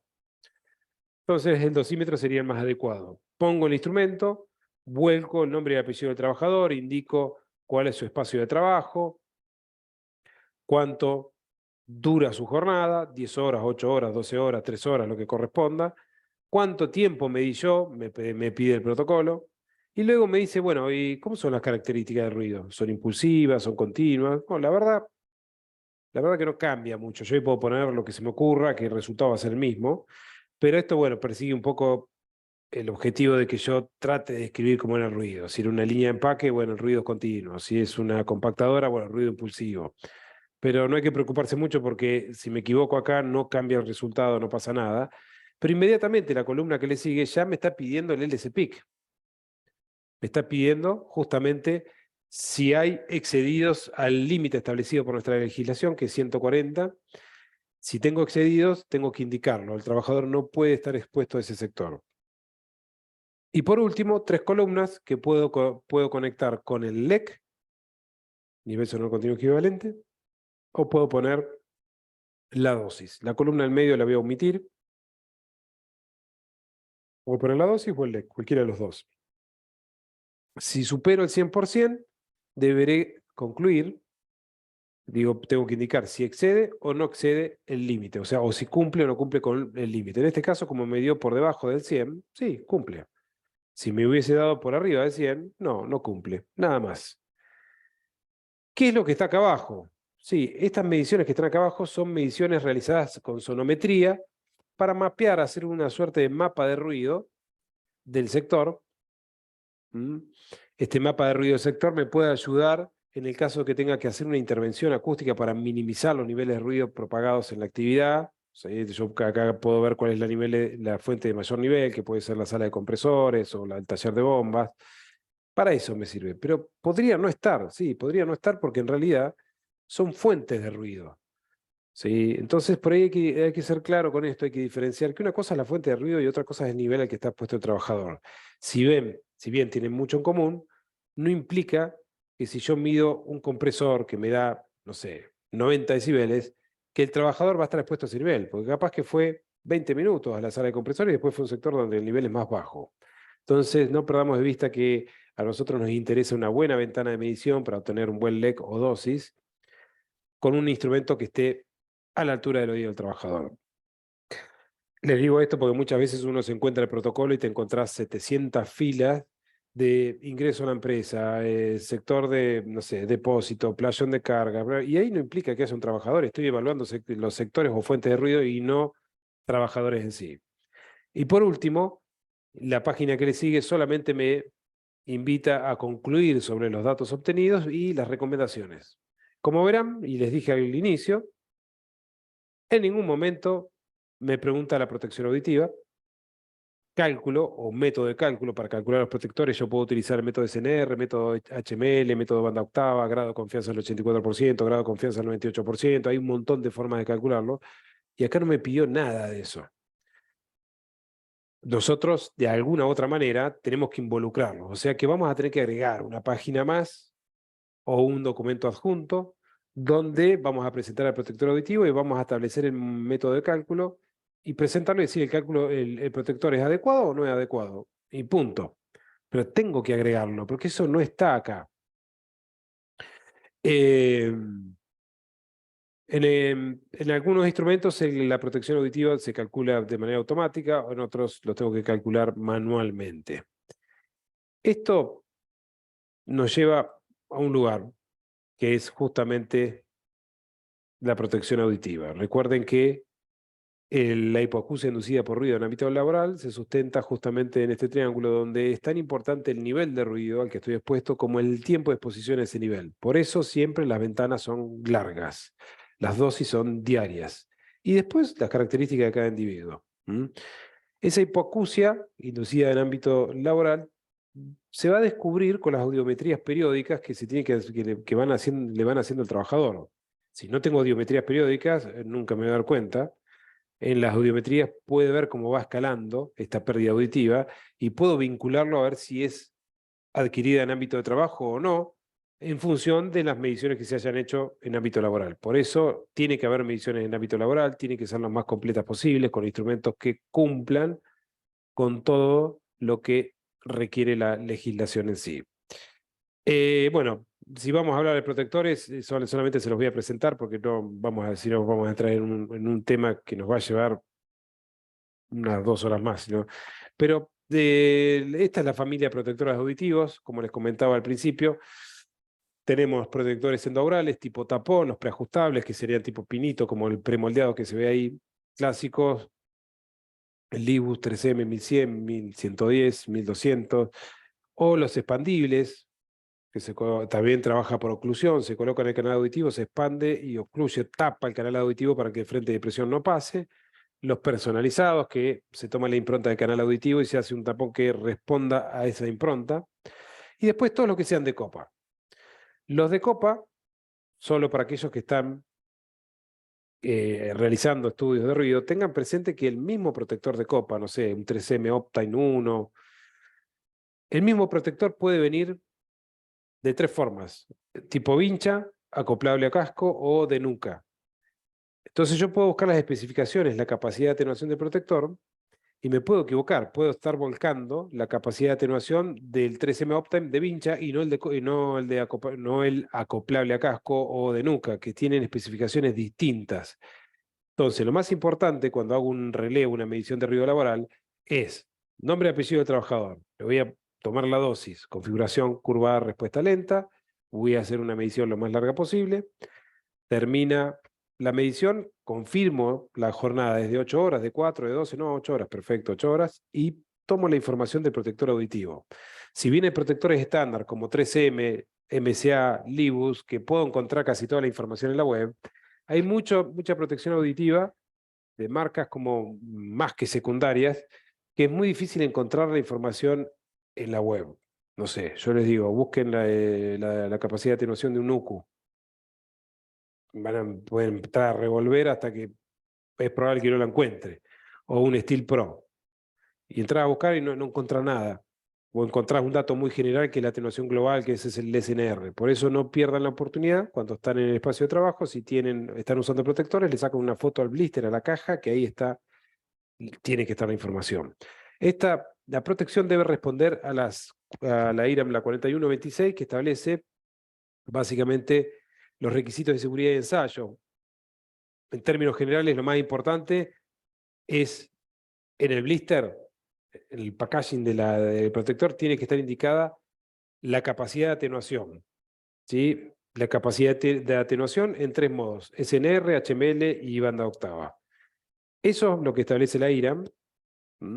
Y tiene 3 partes. La parte 1, que habla de los cobertores, los tipo copa; la parte 2, los tapones; y la parte 3, que son los de copa pero acoplables a casco. Esto es idéntico a la 352, que es la española, que tiene parte 1, parte 2 y parte 3, que habla justamente de los requisitos de ensayo y seguridad para los de copa, tapones y de copa acoplable a casco. Es decir, esto, ahí se lo simplifico con esta imagen. ¿Qué pasa con esto? El protector tiene que indicar esto. Por ejemplo, yo les muestro un Libus. A mí me gusta Libus porque Libus hace la tarea completa. Si ustedes pueden ver acá en pantalla, y también como para ir cerrando, vean que este es un Libus, un Quantum Foam expandible. En las especificaciones del protector, en la web y en la caja, fácil de encontrar, está esto.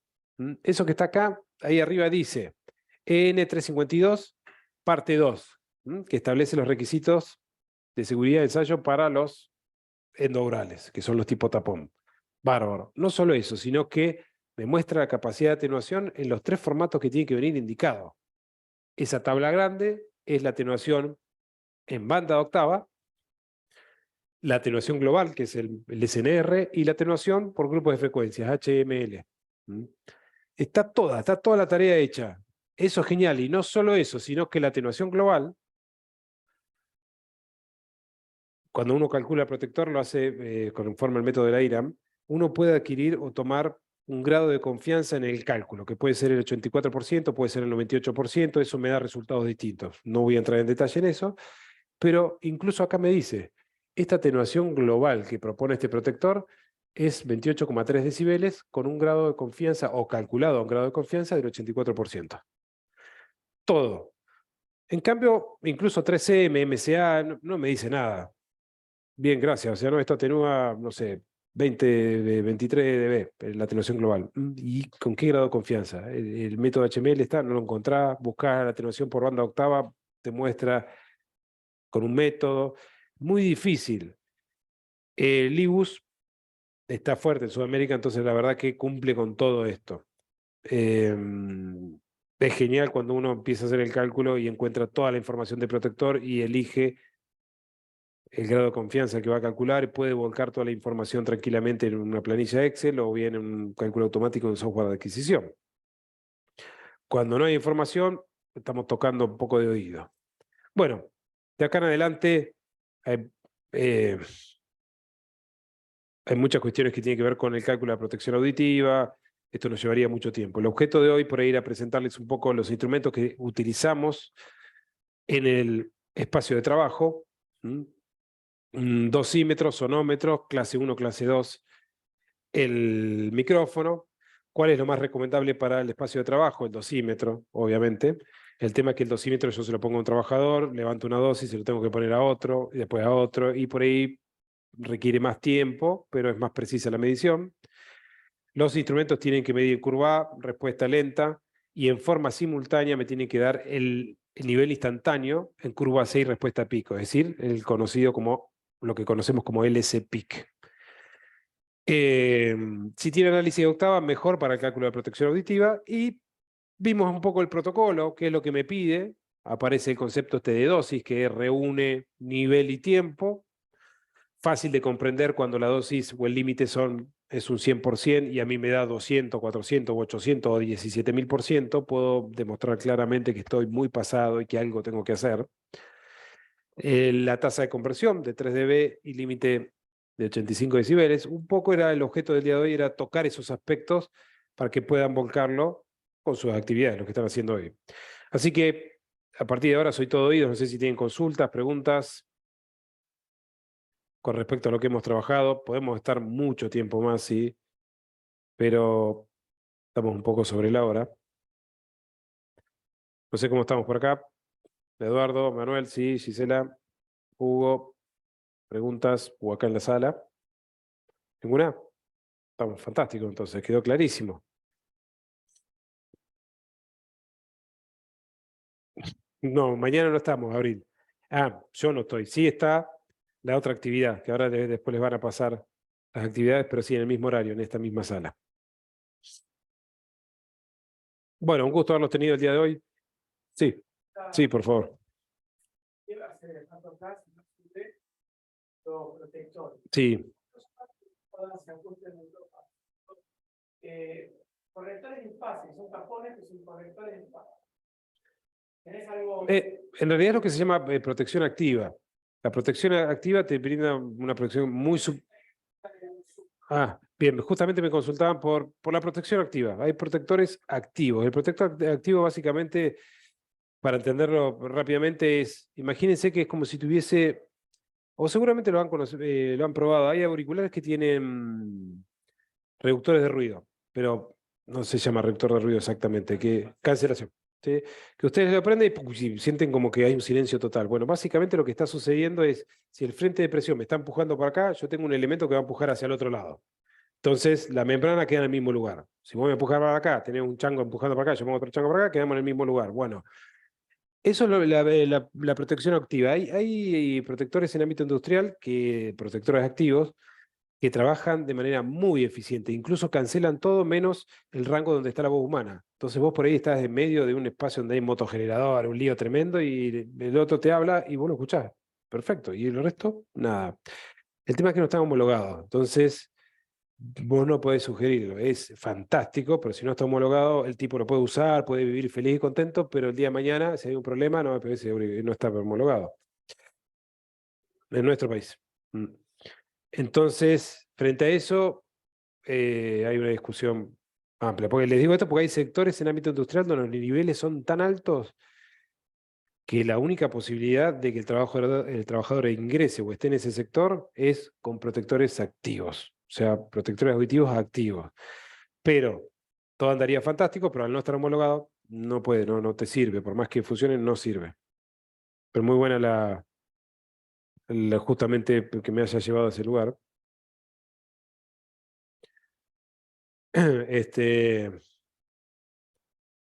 Bien, bárbaro. Ah, ahí entró Gastón. Un poco tarde, Gastón. O sea, no, ahora que entraste, ahí nos estamos yendo. No, no pues los conozco. Bueno, sí, sí, ¿cómo está?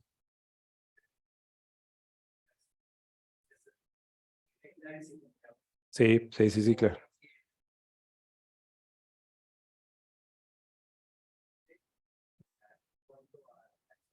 Sí, no, perfecto. Si vos pudieras aislar el generador, bárbaro, pero lo más probable es que el trabajador tenga que ingresar al generador. Entonces, como que aislarlo no te sirve de mucho, salvo que esté afectando a sectores aledaños, ¿no es cierto? Pero lo más probable es que el trabajador necesite ingresar al generador porque tiene que hacer mantenimiento. Tiene que ir con piezas, cambiar, verificar niveles, fluidos, sale y entra, entonces no hay forma de aislarlo, ¿viste? Podés hacer tapas de inspección, pero olvídate porque... Claro, sí, sí, sí, sí. sea, ponerle que ese generador, este es nuestro espacio, nuestra oficina, y el generador está ahí afuera. Sí, ahí sí, porque vos estás 8 horas trabajando acá y tenés ese ruido permanente y te va a dar una dosis muy alta y solucionarlo allá. Pero seguramente en este espacio de trabajo hay alguien, o alguien que hace mantenimiento, que va al generador y ese tiene que tener los protectores, el EPP. Si el generador está en el medio de la nada y no afecta a nadie, vaya y pase. ¿Sí? Otra cosa tiene que ver con que ese generador esté perturbando el entorno y vaya y propague a un entorno urbano o a un área protegida, en la meseta o algo, que ahí ya sí tenés que intervenir para conservar los niveles de ruido del área, ¿no es cierto? Sí, ruido molesto al vecindario o niveles establecidos para zona protegida.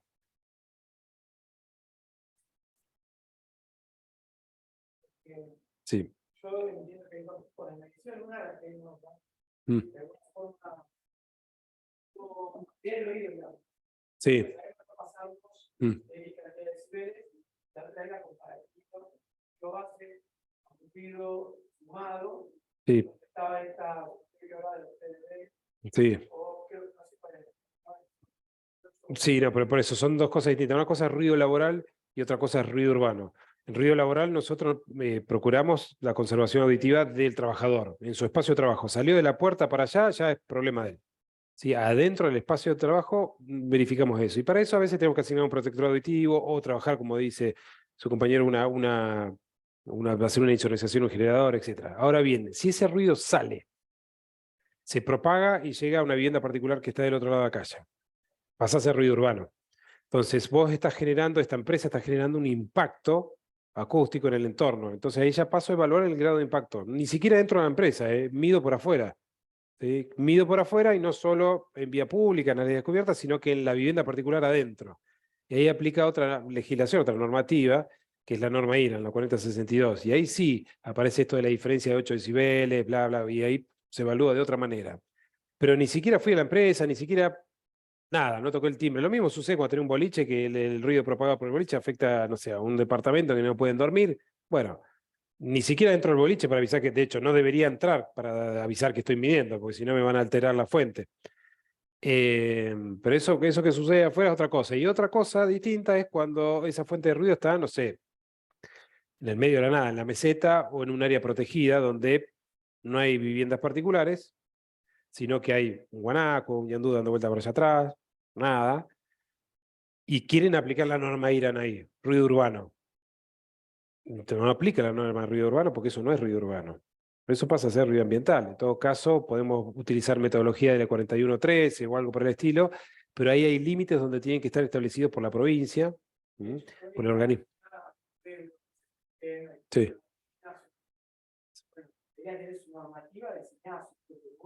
Sí, sí, pero en general se utiliza, sí, las zonas que son urbanizadas, donde hay un municipio, te hablo de urbanizados, suburbanas, viste, que es una chacra, eso cae dentro del ejido urbano, ya está, listo, esto aplicamos norma IRAN y en la norma IRAN está categorizado por tipo de zonas y en la norma establece método de medición y calificación. Entonces los municipios lo que hacen normalmente adhieren. Cuando empiezan, ¿no? El ruido molesto, sí, no está prohibido el pregoneo o actividades en área descubierta, y llega un momento donde ya no te alcanza, ya, cualquier cosa, norma IRAN 4062, consulta y listo. Claro, o sea, si pone eso, ya está. O sea, cualquier problema de ruido, anda a la norma. Y ahí es donde hay la Claro, pero en la norma IRAN vos medís el nivel de ruido de fondo. Medís el ruido base.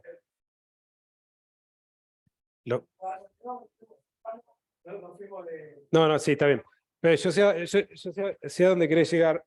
Que la norma IRAN, por más que te diga que vos midas el nivel de ruido de fondo, establece una tabla, sobre todo en la parte 2. Hay una tabla de ruido esperado para distintos sectores. Entonces te pone zona urbana, periodo nocturno, o urbana residencial, periodo nocturno, 65 decibeles. Sí. Bahía Blanca podés tener 65, pero te va a Chipoleti o Cenillosa, a la noche tenés 40. A eso se refiere él.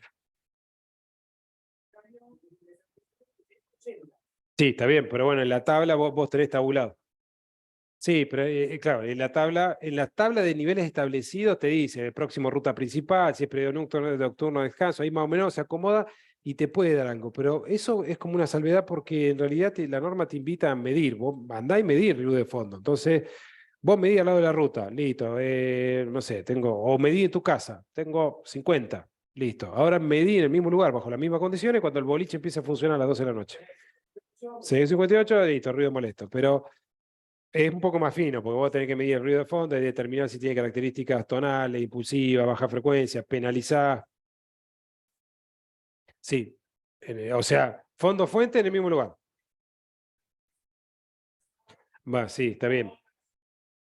Sí, sí. Lo que te pide es que, claro, que hagas más de una medición. Por ejemplo, en el dormitorio, voy a decir, voy a medir el dormitorio. Entonces medís un punto acá, otro punto acá, que distante, bla, bla, para, básicamente para que veas que no haya un cambio significativo en la lectura obtenida producto de del desempeño acústico de la sala. ¿Sí? En general, te lo digo más que nada por experiencia, te conviene establecer, porque generalmente cuando uno mide ruido no estás solo, estás con algún escribano, con algún inspector del organismo de control, se pauta un lugar específico. Mira, hacemos un sondeo, medimos a ver cuál les parece acá, listo, ahí, listo, listo, y se mide para ese. Si vos repetís muchas veces o muchas mediciones en un mismo lugar, esto que recién empieza no termina más.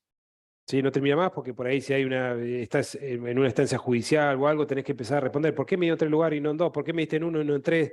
¿Por qué acá te dio esto y allá no lo otro? Entonces tenés que tomar decisiones que sean categóricas, contundentes, ¿viste? Y cuanto más gente metas en la decisión, mejor. El afectado, los inspectores, el escribano, bueno, acá, listo, ya está, se midió ahí. Para darle un moño y cerrarlo. Yo tengo casos de ruido que he tenido 10 años, 15 años. Este, pero bueno, eso es otro tema. Hoy era ruido laboral. Sí, sí, el ruido urbano es extenso, es complicado, porque va generando, sí, sí, va generando cierto desgaste en el afectado, las cosas se ponen muy picantes, por decirlo de alguna manera. Sí, sí,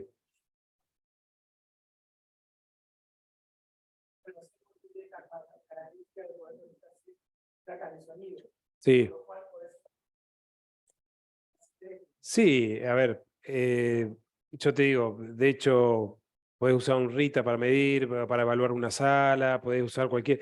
El tema que, de hecho, dentro del mundo del audio hay un montón de aplicaciones o de software que tienen buena precisión, buena forma de mostrar la información, pero no está homologado, así que no, nada, es muy lindo para jugar, para que hagan un sistema, hacer lo que quiera, pero no me la traigas para una situación legal porque no te dura ni la entrada al juzgado, o sea, quedó afuera. Entonces, tenés que caer en cuestiones más rústicas que dan cumplimiento con toda la parte documental, como esto, eso, y más allá de si micrófonos clase 1 clase 2.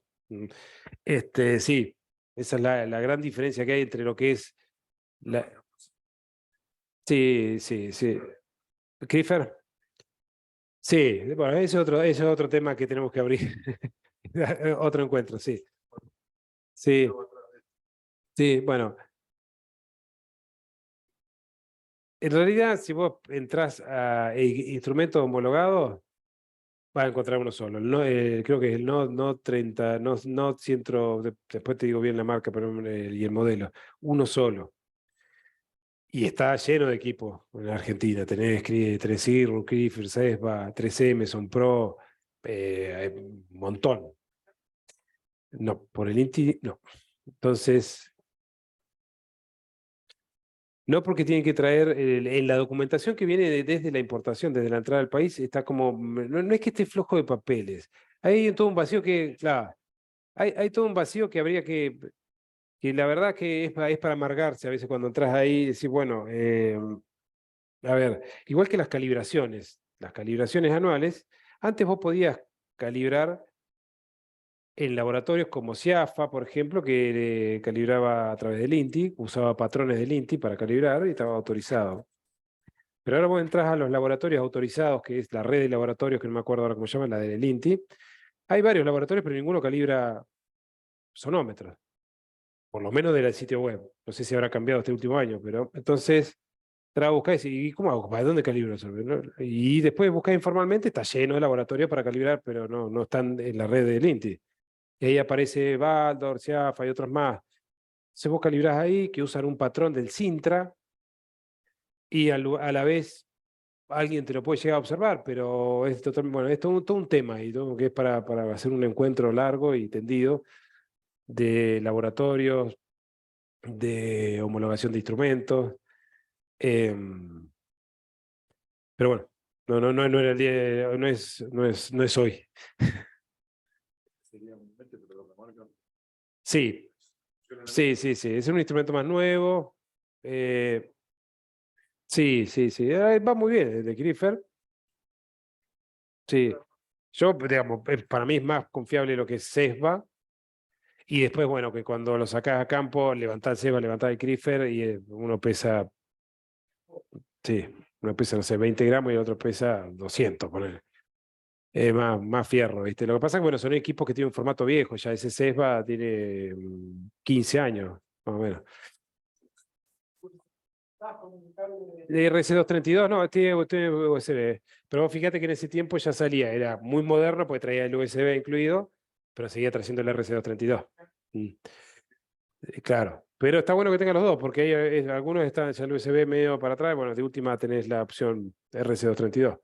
No, viejardo, ¿no? Pero de hecho el KES 2900, que todavía lo veo dando vuelta, que es un equipo que tiene, no sé, más de 25 años, 30, todavía tiene puerto COM, ¿viste? Entonces, complicado.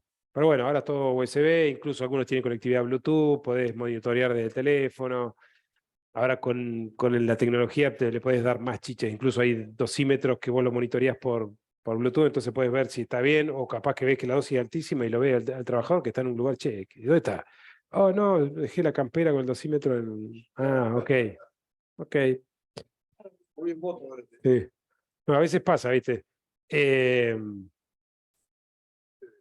Sí, sí, el software en general. Sí, el software en general, la mayoría de los fabricantes lo encontrás en la página web y es libre, lo bajás. Solamente funciona para abrir memorias de su marca, ¿no? No es que yo bajo este software y abro una medición hecha con un test o con un Tensor, no. Solo, o sea que el fabricante no pierde nada, al contrario, es una herramienta de venta, porque vos con el software, bajando un template o una demo, podés abrir y decir, mira, este instrumento me puede dar, no sé, el análisis de tercia octava, la evolución de ruido del historial, un histograma, es como que te da detalles y vos podés decir, si esto me sirve o no me sirve. Ese es el de Clifford, sí. Que claro, el mismo software en muchos instrumentos sirve para abrir mediciones de dosímetros o de sonómetros. Solo 3M o Son Pro te vende el software, no sé si hoy lo siguen haciendo, pero te vende el software aparte. O sea, vos comprás el sonómetro, no sé, $4.000 o lo que sea. El software, $1.000 más. Es un tema porque no conocés el instrumento hasta que no comprás el software y no conectás y empezás a administrar, ¿no es cierto? Bueno, gracias por haber venido el día de hoy o haberse conectado en el caso de los que están por Zoom. Voy a ir cerrando la sala. ¿Cerramos? Gracias. Bueno, No, eso va a sonar aparte. ahí está. Bueno, damos por finalizada la charla de ruidos, ¿sí? Les agradecemos la participación. Gracias. Para los que llegaron exclusivamente para la charla, pueden pasar por la mesa ahí, tiene una frutita, algo para servirse. Pueden recorrer la muestra, acá al lado tenemos varios equipos armados y aprovechen la situación. Agradecemos a la gente que se sumó por Zoom. Y bueno, será hasta la próxima. Sí, muchas gracias. Fortuna cerveza. ¿Quién lo trajo? Dentro, no sé, el DJ sube, tac, y te para ahí. Sí.